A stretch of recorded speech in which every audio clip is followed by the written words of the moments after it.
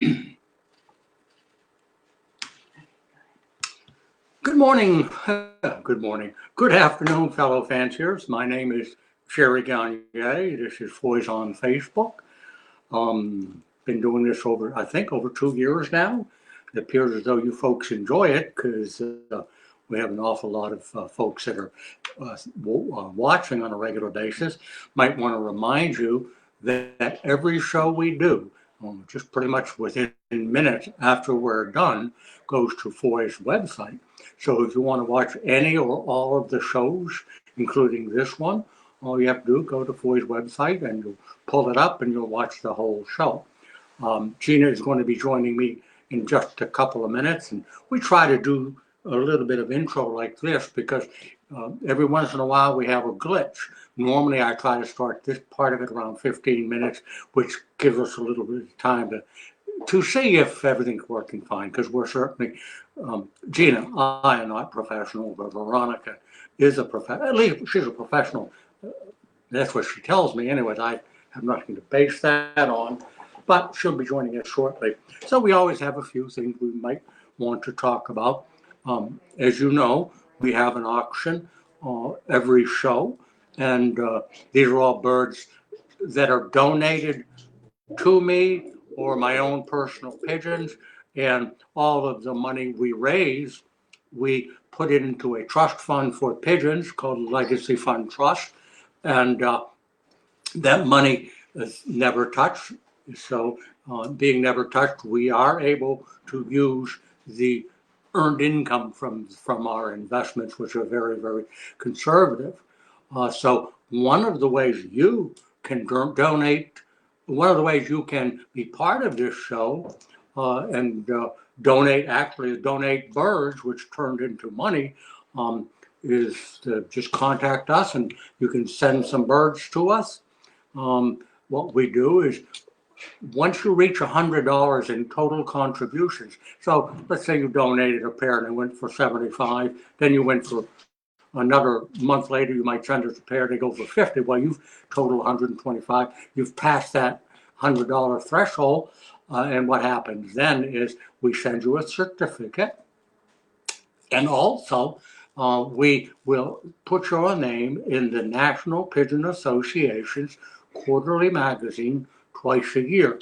Your name will be there, the date of first giving, and the breeds that you raise all will be there, and the name will be there also, and the city and state you're from. So it's a nice little benefit. So if you ever want to or consider bringing pigeons or shipping us pigeons, best to call Foys, and they'll probably tell you to call me, and they'll give you my home phone number. We're always looking for birds. We're going to be talking about some birds as this show goes on. But the important thing to know is that if you'd like to contribute birds, we sure do need them on a regular basis. But I will say this, they have to be male and female, and they have to be quality.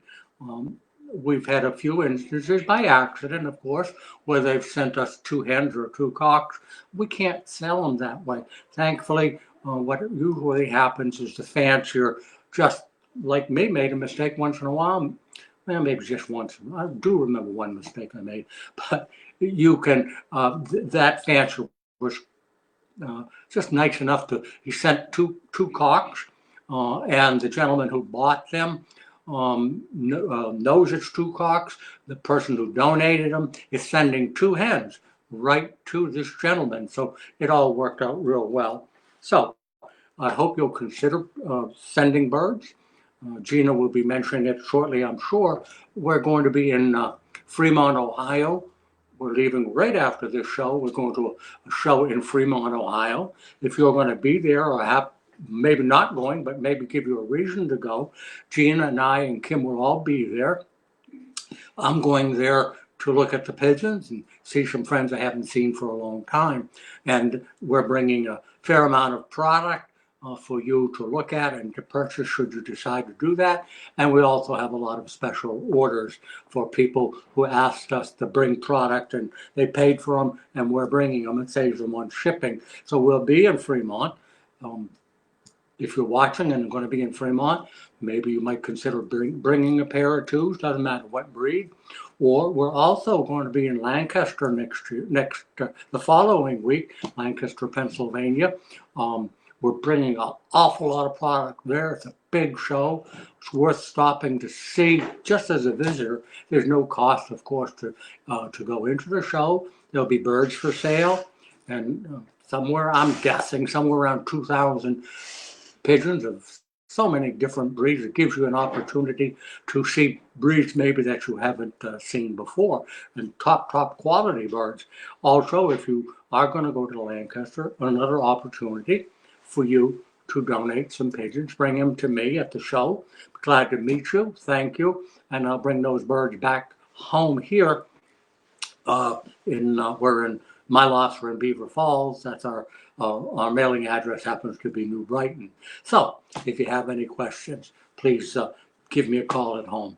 Do we have any questions at all? Okay. One of the things Gina always mentions is that if you have any kind of question that you want us to respond to, we urge you to Facebook. Is that what the word is? Facebook message us or something like that. All you have to do is Facebook us and ask that question, and we'll do our very best to answer it. Hi, Gina. Hi. I made all kinds of excuses for you. Did you? It's just, I am late. Okay, so all I did was kind of perfect timing. I'm right to the point where you say, hi, I'm Gina. Hi, I'm Gina. Like that? Gina Gagne, and Gina I am Gagne. Jerry Gagne. Thanks so much for joining us on Foys on Facebook. Oh. Oh, A few announcements before the show. The auction, as you know, ended at 2 o'clock, and one person paid. So the other two winners, Louis LeBron and Mr. Carvalho. I don't know how to say your first name. I apologize. Call us as soon as possible to pay for the pigeons. Try to call us by Monday. If you can't pay by Monday, give us a call and let us know what's going on. Otherwise, you will be banned from the auctions from here on out. sounds tough, but we've had so many issues with this, and there are people who bid on these birds, and we never hear from them again, or they change their mind. But what you've done is taking the second bidder away, who would have been first if you hadn't have bid, and we have no way of going back to whoever the second bidder is. So if you bid, be serious. And it's hard to take, I suppose, but you will be banned from ever buying pigeons on this auction site again. And we've already done that to some breeders, and we have a record of keeping it. And so if you buy birds, don't pay for them for the auction, which is a charity, you're banned. So if you won the auction, give us a call. Let us know when you're going to call and pay for it. What else? We're leaving today for the Fremont show. So if you forgot to order, then you'll have to see us there because we're completely full. In fact, did you know we have to take two vehicles? I do. My pickup truck is full. Kim's bringing her car, which is a station wagon. We're going to have product in there, so a lot of it is pre-orders. Yeah. And also next weekend is the Lancaster show. So we leave Thursday morning. So if you want to order for Lancaster, be sure to get your order in as soon as possible. You can no longer order 50-pound bags from Lancaster. Those we're at our limit for those. We have so much stuff for Lancaster. But for the most part, anything else you'll be able to get on the truck as of right now. And we're almost full for Lancaster. So we have a 26-foot U-Haul truck that we're taking. Mm-hmm. And which is the biggest truck they have, right? Yes. The biggest truck that U-Haul has, and we're taking a pickup truck. I hate driving that truck, but that's beside the point. I'll drive it. I'll drive. So anyways, if you need to order for Lancaster, get your order in as soon as possible. Oh, and there was a change to where the show is at in Lancaster. It's no longer down below. No, okay. No, you know, it's no longer down below. It's actually in the hotel. Once you go in the front doors, you go, I believe it's the room off to your left. once you come in the front doors. Yeah. And if you need some information as to where it is, it's pretty simple. It's called The Host. But what is it? A new company owns it now. But anyway, it's called The Host Inn. It's on Route 30. If you're really desperate for directions, give me a call. It's called the Wyndham. Thank you, Veronica. Wyndham Grand. It's called the Wyndham. So if you are in the Lancaster area, anybody can direct you. But in today's world, the Wyndham Host Inn, just get on Google it. Is that the term? Google it. I'm learning, huh? Or And ask Siri. it'll have the directions. And Kim will be there. Jerry will be there. Sherry will be there. And Dan will be there. Be 4 of us there. Okay. There will be 1, 2, 3, 4. Oh yeah. Thought you forgot somebody. Don't mind me. Also, it's on our Facebook page, just if you can find it on there. Oh, I think Kim must be listening. Or was that Veronica that put it up there? Okay. All right. Oh, we have a question from Travis. Do you find folks carry Sputnik traps? Well, thanks for the compliment. Most of us are fine folks. But we used to sell Sputnik traps. We don't anymore. We do have the Belgian drop trap, where a bird can enter the loft without the barrier of any, what's the word I'm trying to think of? The bobs. Without bobs, so nothing to stop them, they can drop right into the loft. But since most racing people now use the computerized chips on the bird's leg, there's just almost no call for a Sputnik at all. In fact, most of the manufacturers who used to make the Sputniks in Belgium have discontinued them. So, Travis, I'm sorry to say, we don't have them, can't get them. But thank you very much. I've been getting a lot of questions for the Sputnik trap lately, probably the last 2 weeks. Several people have called. There was a customer in the store that asked about it. Well, why don't you do this? Write it down and email me, and I'll do some research. We might be able to find it in Taiwan. We deal in Taiwan. We bring in containers from Portugal. We bring in containers from Belgium. We bring them in from Spain. So maybe one of those people might have them. I don't know. We'll do our best. Travis, why don't you call us on Monday, or if you want, nobody else will see it. You can give us. No, everyone will see it. Everyone will see it? No. Just call us. Call us. And give us your But we're going to leave information. right after this show. You'd probably be best to call. Or call us and leave us your phone number when you have a chance. Have another question? We do, don't it? Yeah. If we don't. Once again, the questions you ask make our show. We'd be in big trouble and probably have an audience of 3 or 4 if you folks didn't send in questions. Because when you ask a question, and I've said this so many times, the questions you ask are probably questions that other people have on their mind, and giving us the opportunity to answer for them as well as for you. So we have Manny from Alaska. Manny, I'll tell you what, there's a steakhouse in Florida, in Winter Haven. There's 3 of them. It's called Manny's. Best steaks I've ever had in my life. So maybe you could call Manny in Florida and set up a nice steakhouse in Alaska and wouldn't have to change your name. From Alaska. Oh, really? He's not? Oh, he's hiding. He's from New York. He's one of our regulars, huh? So anyways, Happy New Year, Manny. Happy New Year to everyone. But it still goes if his name's Manny. Is yeah. his name Manny? Yeah. Okay. Anyways, he says, we had a bad year with canker.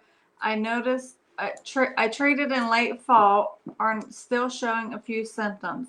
How often should you treat for canker? Should this be repeated regularly? First thing is, are you sure it's canker?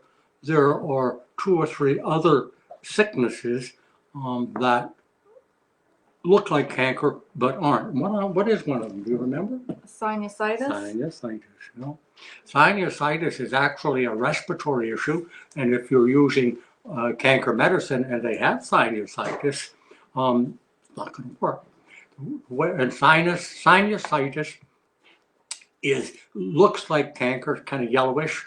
The big difference is it's on the roof of the mouth. It's not down deep in their throat. If you were to take a Q-tip or a toothpick or something and try to remove sinusitis, it comes right out. It's no big deal, but it'll be right back the next day because sinusitis is in fact a sinus problem. It's the drip, just like if your nose, it drips through and it sticks to the roof of the mouth and becomes sort of brownish, yellowish. So canker medicine doesn't work. What you need to use is Spiridox. So my question to you, a couple of questions, and Manny, you maybe send in your answers. Number one, where is it located? Have you tried to remove it? And if you removed it, did it bleed? Sinusitis does not bleed at all. It comes right out. Canker has roots, and when you try to remove it, it bleeds. The second question I would ask you is, what have you used? Because if you keep using the same drug on a regular basis, eventually the individual birds develop an immunity to the drug, and every time you use it, it has less and less and less effect. That's why if you look in Foy's catalog or on our website, you'll notice that we don't have just one product in powder and tablets. We have a number of products. Some go on to feed, some go into water, some are tablets, and they're all, and capsules also, all different in the drug. The most popular in today's world has been Ronadazole. Go ahead, tell them about Ronadazole. Go ahead. No, how You're trying to stump me today, aren't you? Yes, go ahead. No, you can tell them. Ronadazole has been around forever. In fact, if you're using Ronadazole, you should double the dosage. If you look in our catalog, it's 10%. With a 25% in the 10. Yeah, well, I'll be quiet while you interrupt me. Sorry, go ahead. Are you sure now? Yeah, I'm sure. Why is your face For red? now. We sell it in 10%, which if you've never used it before, or maybe just use it once or twice, it's probably fine. But if you've used Ronadazole on a regular basis, go to the 25% in order for it to be effective. 10% if they've had it if you've never used it before, or maybe just once, it's fine. 25% if it's something you've used on a regular basis. He replied back. I'm sorry? He replied back. Okay. That makes sense, Jerry. Symptoms are roof of the mouth. Ha! They're illish thinking. Sinusitis. Spiridox, correct? We have Spiridox in both powder and in tablets. And I've used it, and I use it now.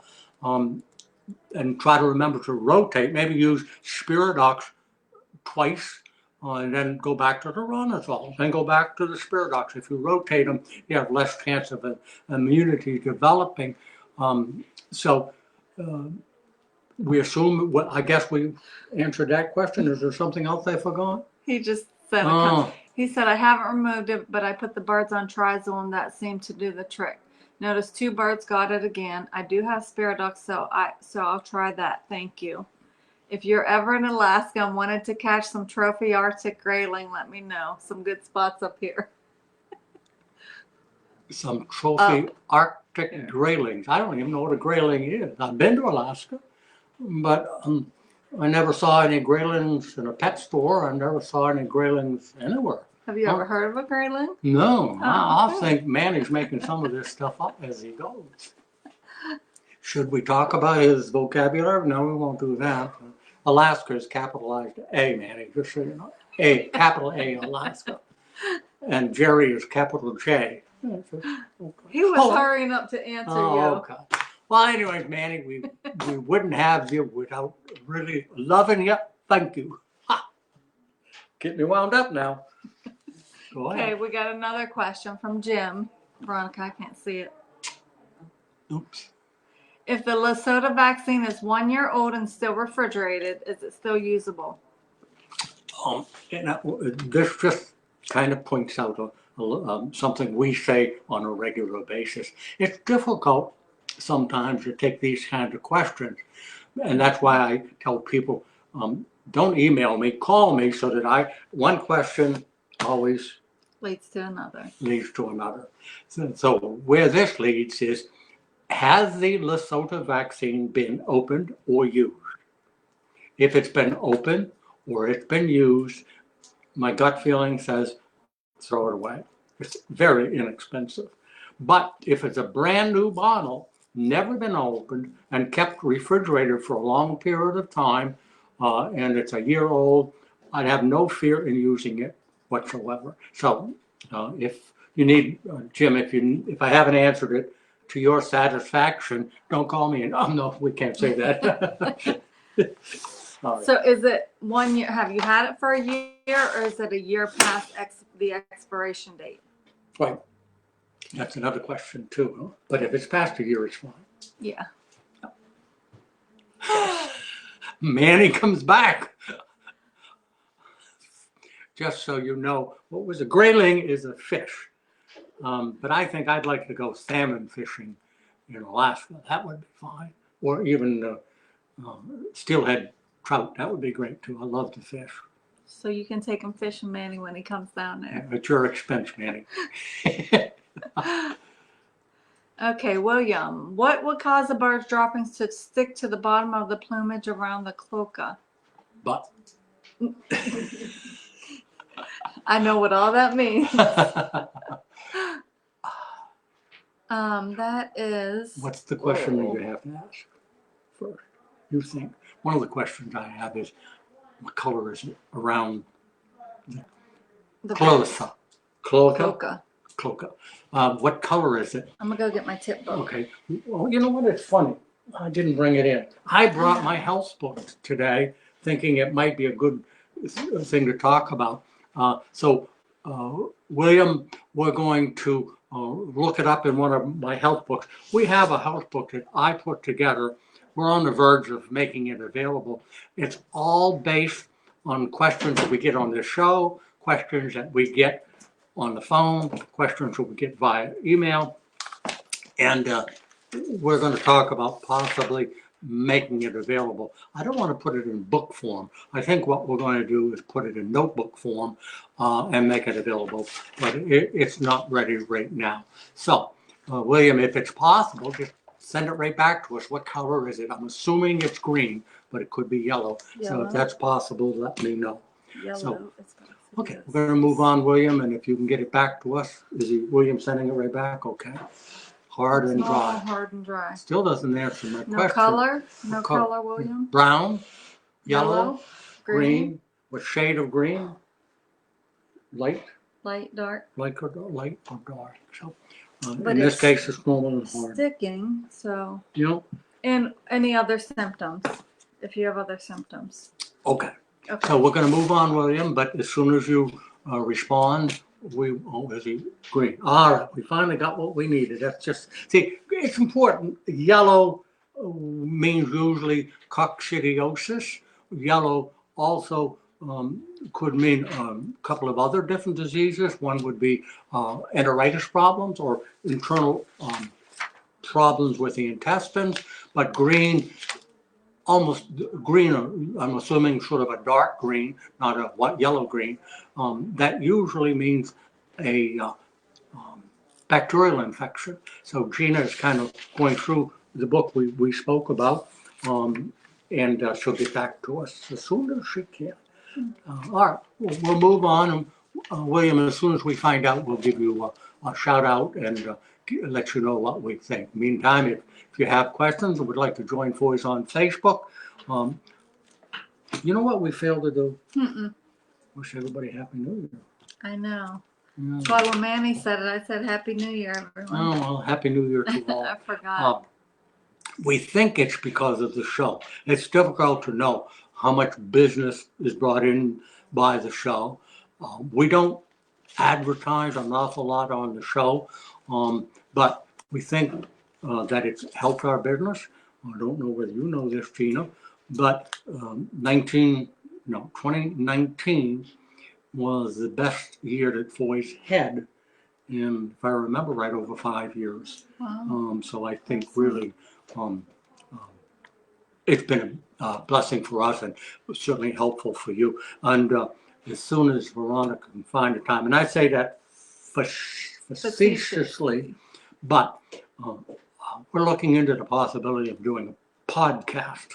I don't know how it works, but you can bet within the next month we'll be doing a podcast also. But I think it'll be a podcast with me only, with all due respect to you. Yes. Because Please, thank you. Gina, all of us are so busy, and it's really tough, especially in the show season.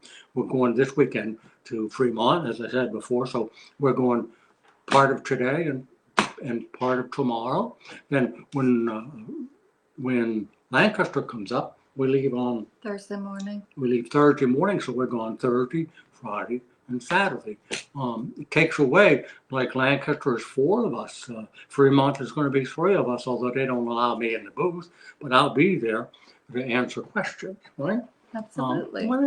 Rightfully so. So, where was I going with that? I don't know. Oh, I how busy forget. we all are. Oh, yeah. Okay. That's right. All right, William, I think we're waiting to hear from William one more time. Yellowish yeah. green, dark green, light green. And see, I have to ask all these questions before I really can even offer you an educated guess. We have so many people that literally they call, yeah, my birds are all fluffed up. What medicine should I use? All pigeons that get sick are fluffed up. At least 90% of them, 95% of them. So one question leads to another question. But we appreciate the questions and hope you appreciate the time we take out of our days to help you out. One of the things we discussed, we have plenty of time to do it. We're going to talk about pigeons. Mm-hmm. So would you mind is there anything else you want to talk about before we go to it? What we advertise we're going to do on the pigeon side is talk about different pigeons, and we're going to talk about fantails today, and we're going to talk about homers. And I leave the word racing homer off because there are so many varieties of homers, and we're going to talk about some of them today. Light green, okay. William, what I would suggest to do is call the store, order something for coccidiosis. But you can also, if you have something to write on, William, get a pen. What I would suggest, if you want to order from us, that's great. But almost everybody now has these Tractor Supplies around. We have one not far from us. Tractor Supply sells the product because it's not an antibiotic. We have it, we ship it out to you, but you could also call your local Tractor Supply. The product is called Corid, Corid. And it's another word for it is Amprolium. So if you decide you can get it locally, you do that. You go on our website or you go into our catalog. The directions are there on how to use it, because the product is actually an animal product, but works fine in this particular case, for coccidiosis. So thank you. Okay, we're gonna. Oh, I wanted to show you. Look at this. Isn't that great? This is the coffee cup they gave me for Christmas. It says, if you can't see it, can I see it? Okay. Good morning, gorgeous. How can I not say thank you? And I agree. Good morning, gorgeous. Maybe handsome would have been better. But Maybe. Gorgeous, I think, is a step above handsome, don't you? I think so. Okay, well, thank you for my Christmas gift. You're welcome. Okay, talking about pigeons, you're going to move around there? Or yes. Okay. I wanted to talk a bit first about the fantails. Okay. And in talking about fantails, everybody assumes, not a good way to put it, a lot of folks think there's only one kind of fantail, and that's the American fantail. And the American fantail was actually a breed that was developed in the United States. But the fantail breed itself, listen to this, the fantail, original fantail, was developed in 1368. What's that, 600 years? Yeah, over 600 years ago, fantails were on this continent, mostly actually in China.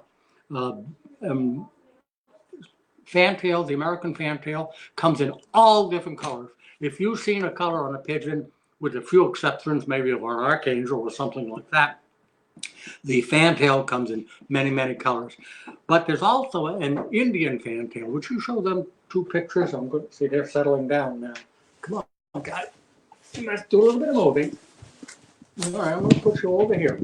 Fantails are kind of a docile bird. The front one, the big one, is called an Indian fantail. Look at the difference in size. The other one is the American fantail. And they come once again in all colors. The American fantail has been around for a long, long time, since the early 1900s. It's strictly a show bird. It does not fly, does not have the ability to fly much. In fact, most people who raise the American fantail don't use nest boxes, or if they do, they're either on the floor or very close to the floor. Fantail can fly within reason, 6, 8, 10, 15 feet, something like that. But generally, they put the nest boxes low or on the floor. And I'll show it to you. This is, of course, this is an American fantail. You can certainly see why. And being an American fantail, very dainty, clean foot. Oh, I got instructions today. If you watched our show last week, I was handling birds like this.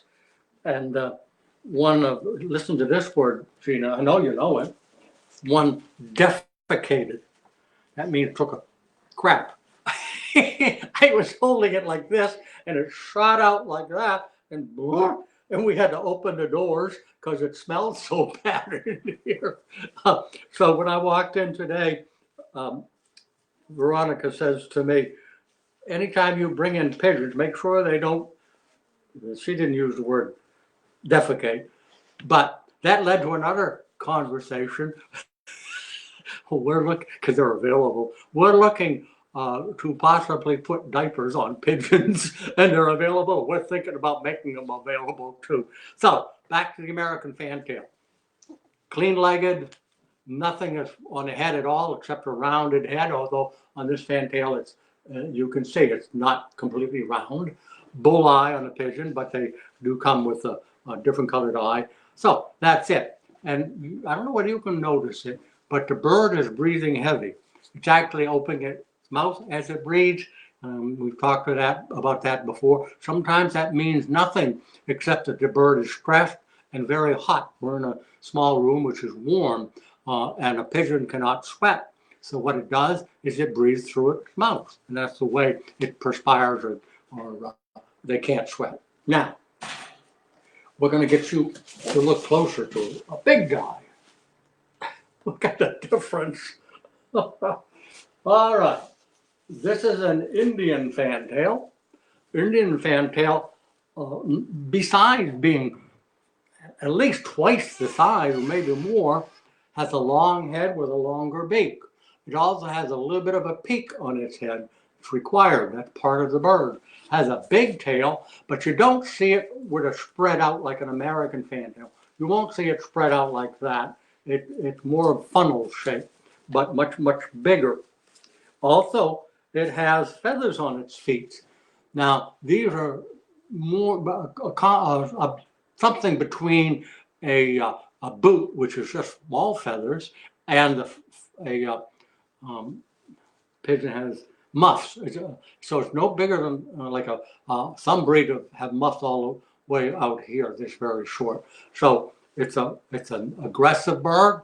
A lot of people breed them. They're one of the biggest breeds now in the United States.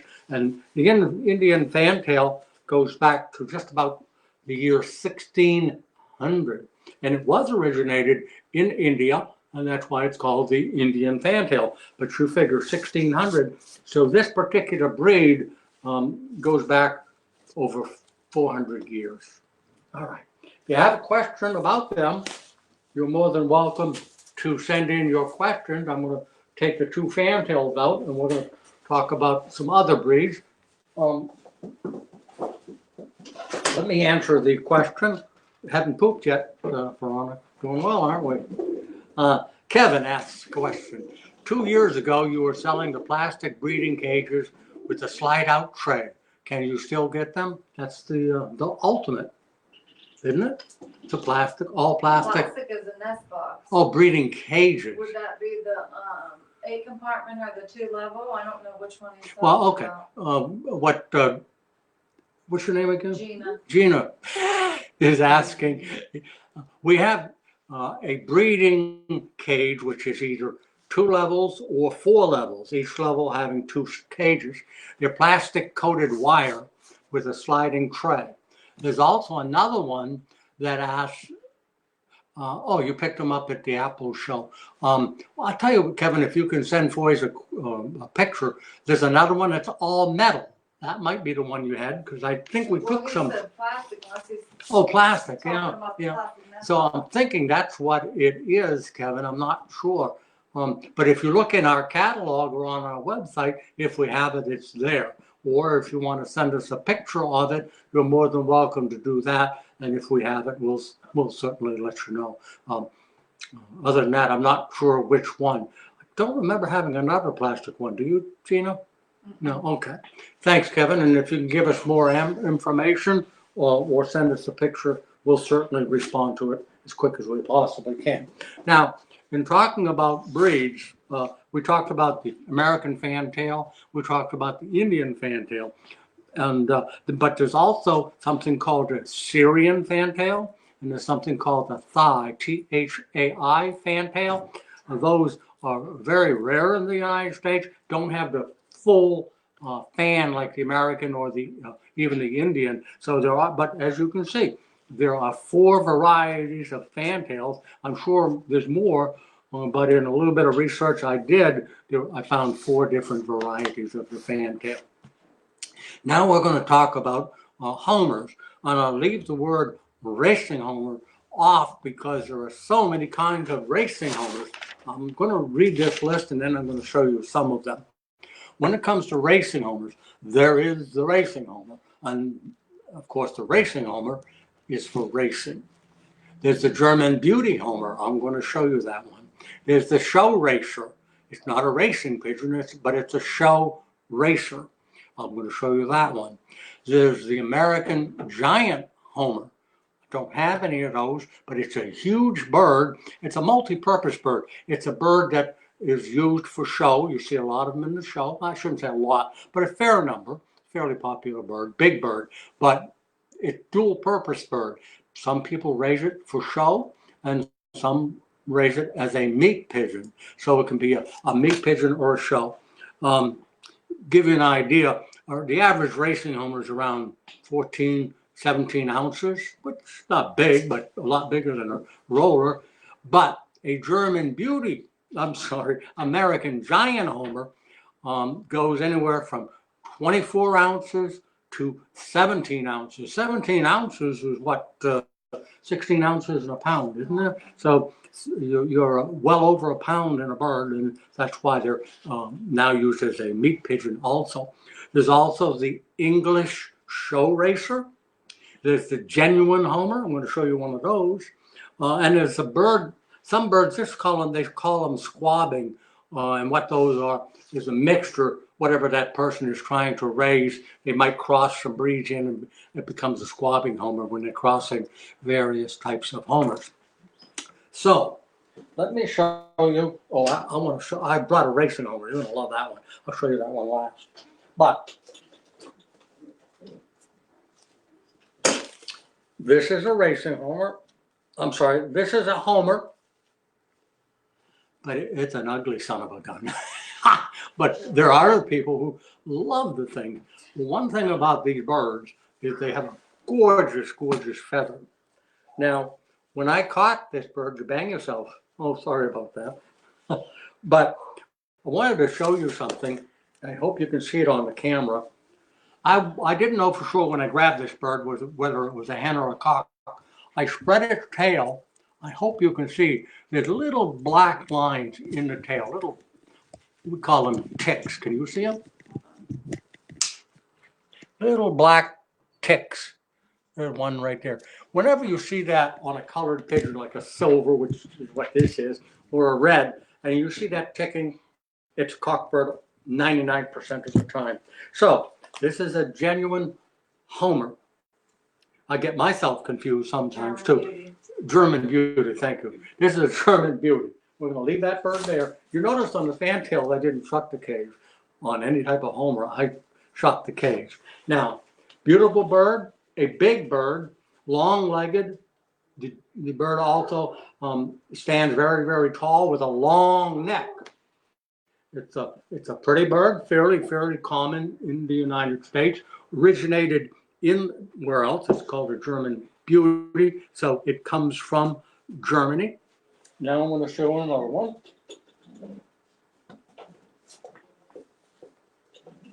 This is a gorgeous bird.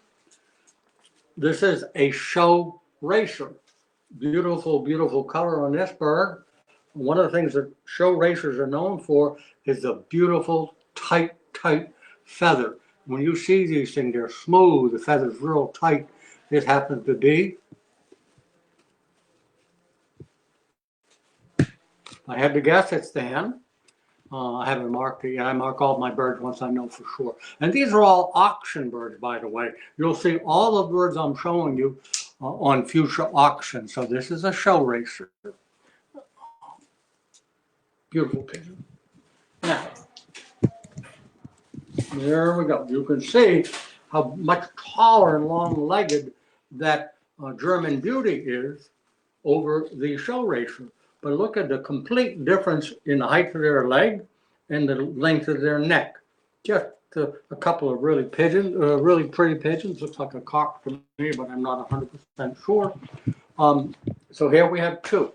As I said, there are so many kinds of homers. So when somebody calls me sometimes and says, hey, I keep homers, I say to them, do you have show homers or do you have racing homers? Usually it's one of those two. So I'm going to show you another one.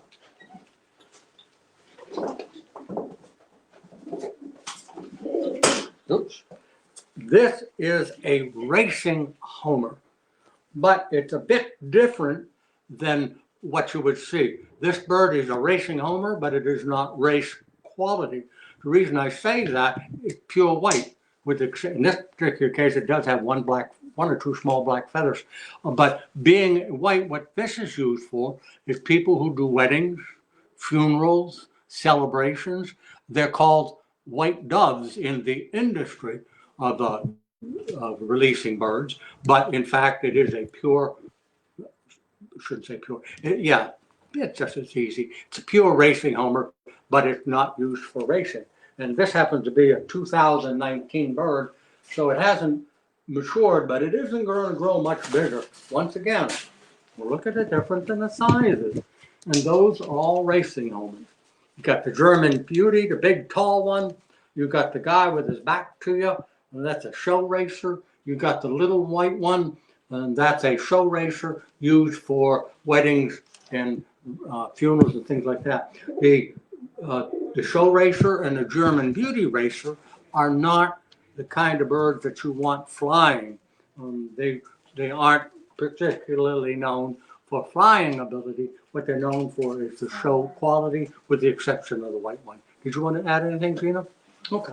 Now, I'm going to show you a racing homer that is one of the nicest racing homers I've ever seen. It was donated. It will be in a future auction. I've already had people bid on it, or not, shouldn't say bid. They've seen it at my home loft, and asked me, would I sell it? And they've offered over $300 for the bird. I wouldn't sell it. It goes up for auction. It was donated to us. Bob Vangeese, is that how you pronounce it? Vangeese donated it. And I want to show it to you now.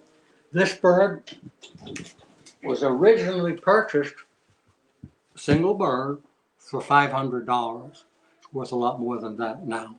And I've been offered, as I say, a fair amount of money. But look at that pigeon. Now that's a bright orange eye. Look at the wattle. A lot of people like that nose wattle. That's a gorgeous pigeon. It's a cockbird, by the way. This bird is a 2016 bird. It comes from the Biche. I pronounce it Biche. The loft, the breeder is, his name is Mr. Biche, Bieche. In fact, I talked to him not too long ago. So if you're looking for something to start with, I have a mate for it that's also a grizzle, but I must admit it's not this pigeon, but it's from the same loft, but not as good as this pigeon. So we're going to put him up for auction. Let me show you how he looks compared to the other birds. And by the way, while you're watching this, if you have a question, you send it in to us, and we'll certainly get to the question itself. So there are 4 homers, as I say, that I was counting: Racing Homer, German Beauty, Show Racer, American Giant, English, Genuine, Swabbing, and Valetians. Those are all varieties of strains of pigeons, but there's 4 breeds right there.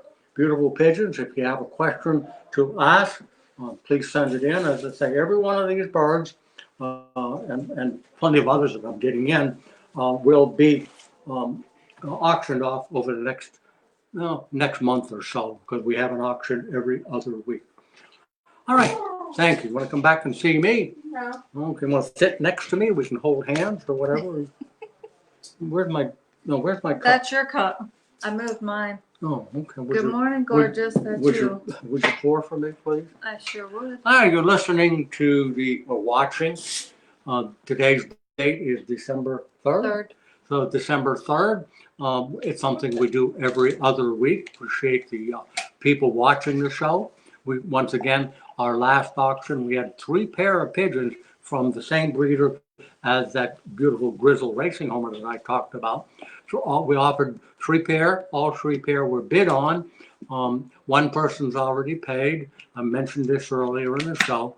The other 2 people were very excited and put their bids in early, but they haven't paid. So if you're that person, call in with your credit card. That we know of. They could have called while we was on the show. They could have called during the show, but if you haven't paid for it, please just give us a call with your credit card number or your method of payment. Or if there's a problem that you have, we'll certainly acknowledge problems. But if we don't hear from you, we talked about it earlier.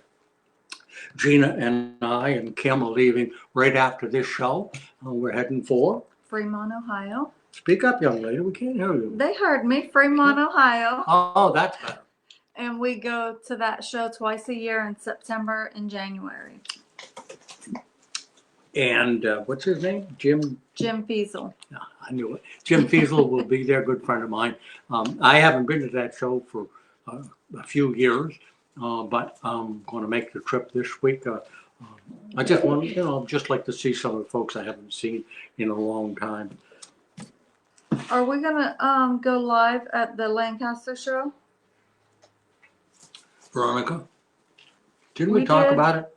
I think we are going to do live.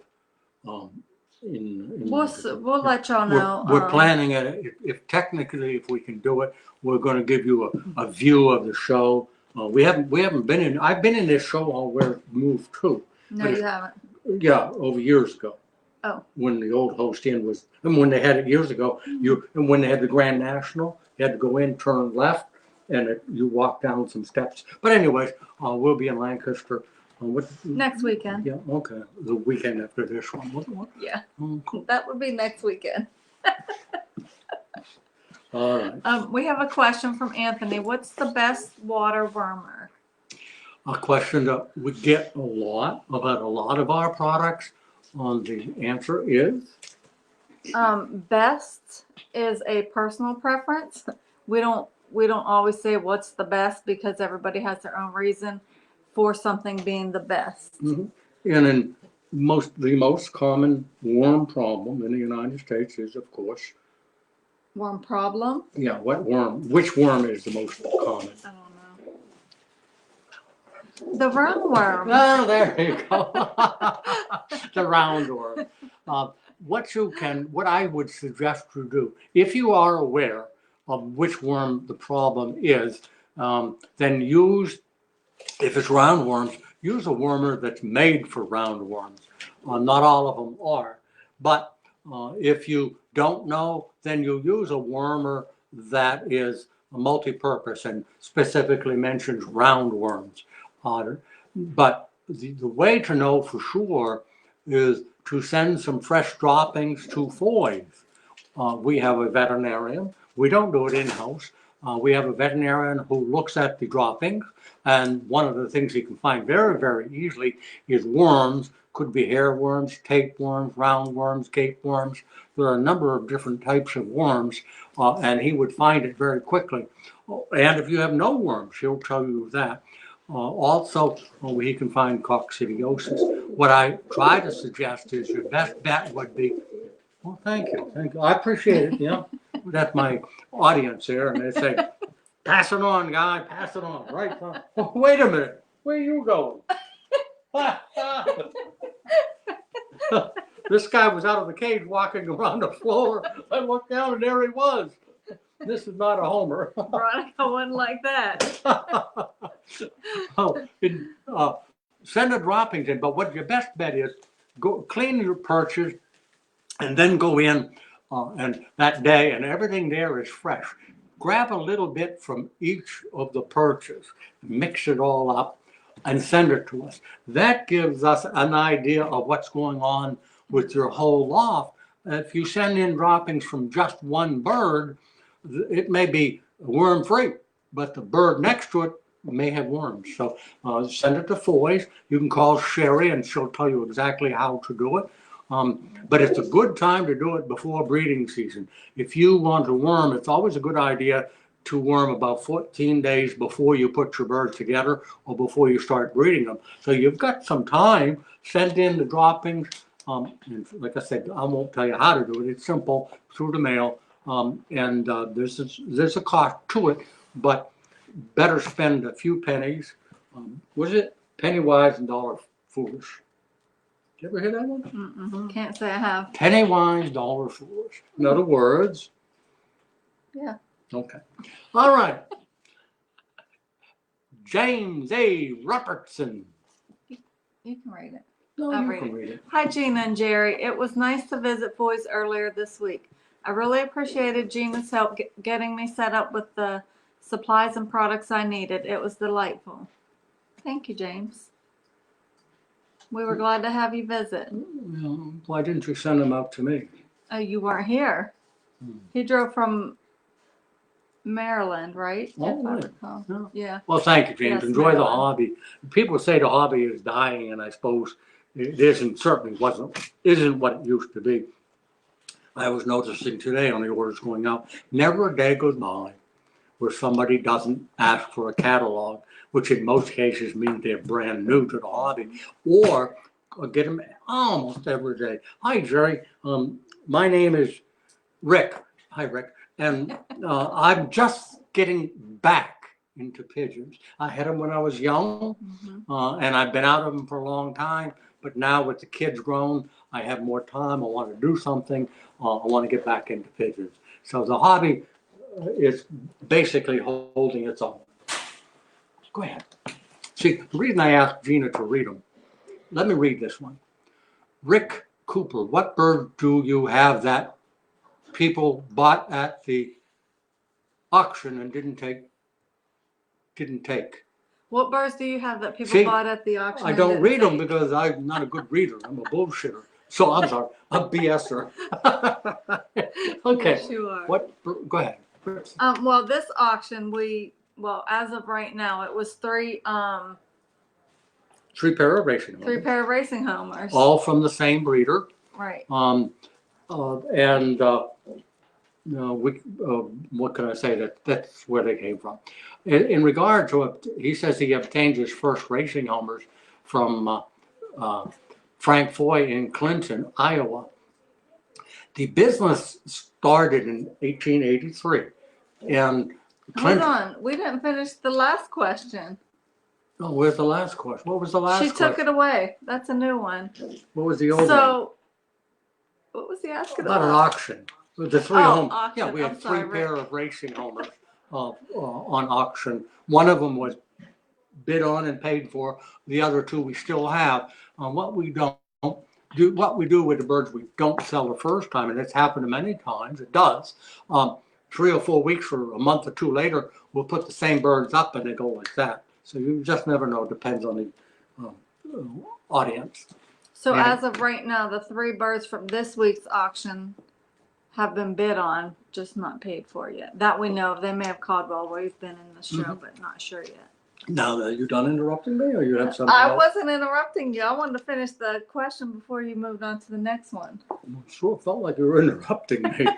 Well, I kind of was because you were getting Well, 2 questions. Yeah, with me, I go off on tangents, and I need to be interrupted occasionally. So would you like me to read the next Please, question? please. Okay, Jim Combs.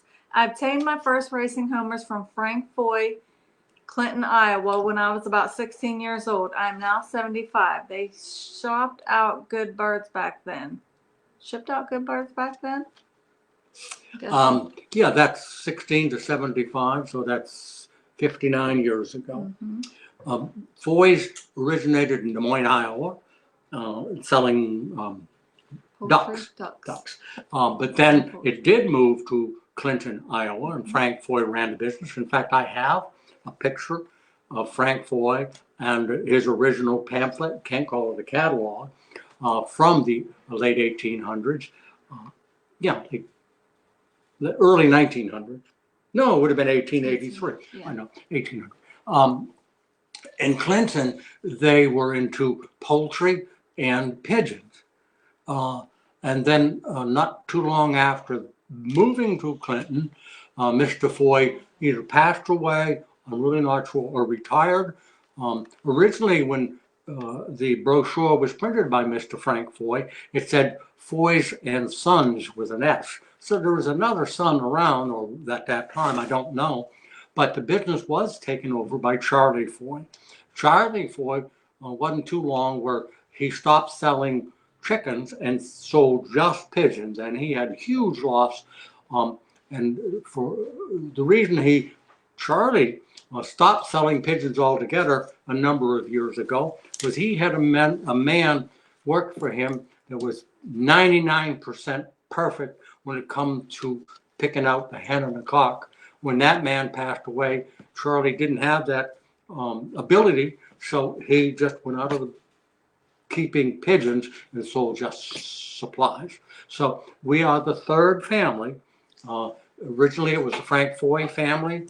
Then it came to Claire Hetland from Minnesota. And we bought this business in the year 2000. So we're the third family to own a business in 137 years. Quite a while. Welcome back to the hobby. If you're left or if not, I'm a little bit older than you, and we both have good memories of having pigeons way back when. There's a worm I forgot about talking about. That's another one, a fluke worm. Kate, flukes are also a worm pigeons can need sedimentation tests to detect. Do you do both sedimentation and flotation tests? We do not. We just plain do not. What does he do? He does flotation, right? Flotation. Yeah, but he doesn't do sedimentation that I know of. To my knowledge, we do not. I'll tell you what, Kate, why don't you do this?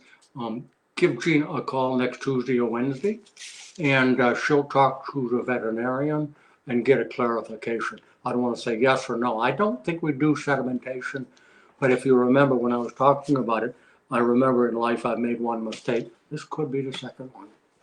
So anyways, Kate, thank you. All right. Boys, if you've just watching the show for the first time and you want to get in touch with us, or if you'd like a catalog, Foy's phone number is 724-843-6889. 724-843-6889. And they'll also give you my home phone. I can give it to you myself if you want to write it down. But keep in mind, it's my home. I try to answer the phone between 9 and 5. I am guilty of answering it on Saturdays and Sundays and 10 o'clock at night. But if you call between 5 and 9 Eastern, I will call you back. If you call me other times, you may or may not hear from me. So if I don't answer within a day or so, call me back. Got 4 more minutes. What are we going to talk about? Um, I don't know if I can talk when- for 4 minutes. We don't always see the comments that come up. Veronica puts them on a board for us to read, so we don't see everything that comes through while we're sitting here doing the show.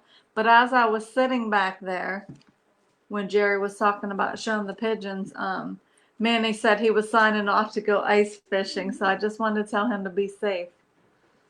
Well, Ice Manny, fishing. please be careful. But where we live, the ice isn't even frozen. I mean, how can we go ice fishing? It's hardly, there might be a few pieces of ice in the rivers and lakes. So maybe you are from Alaska and just trying to tell us you're from New York. But I thank you. Gina and I both thank you for watching and being part of the show that we enjoy so much. You know, I think I'm all out of stuff to talk about. I can't believe it. What, would you want me to talk about something else? That never happens. No. We're working on a new catalog, and the new catalog. Go ahead. The new catalog would be available somewhere. We're thinking the end of January, and what I've been doing the last 2 days is, if you've had our catalog before, or our website, looked on our website at the products and catalog, we offer you all kinds of tips. Well, those tips have been in our catalog for the last, I'm guessing, 6 years. So what I've done this catalog, I'm not through it yet, just this part of it, I've been working on for the last few days because Veronica's been bugging me about getting the catalog done.